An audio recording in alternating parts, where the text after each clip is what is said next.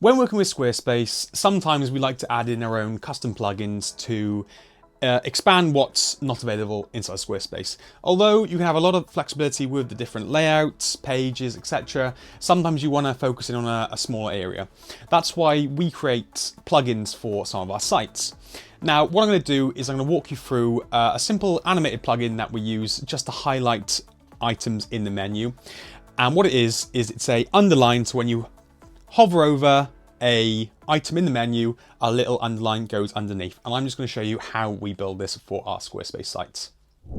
So in order to add in this plugin and the underline, first what we need to do is go over to our custom CSS section.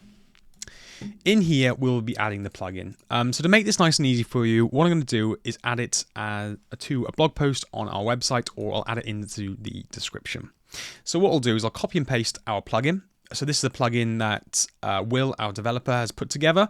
And essentially what happens is when you go to the top of your website, as you go over the different pages at the top, it creates an animated underline, which just adds emphasis that you can click on these links.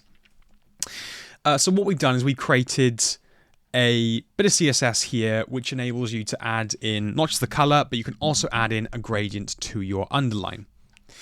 So what I tend to do is I find the color that you want to work with. So in this case, you'll need to have the hex code.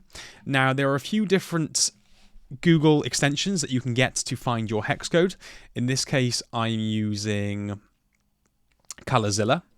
And essentially, I can cherry pick a color that I want. So I can click on the color and grab it from the page. So in this instance, I'm going to go with a hot pink from this. Not because it's on brand, but just because I want to show you a different color working in here. And essentially what we'll do, we'll come over to gradient here in the CSS, and we're going to replace these two hex codes. So I'm just going to copy and paste and in my new hex code, and you can see we've done one of it. So it's adding a gradient effect to the underline. And this is a great way to add a little bit of personality to your navigation, while adding a little bit of emphasis to the fact that you can click on these bits.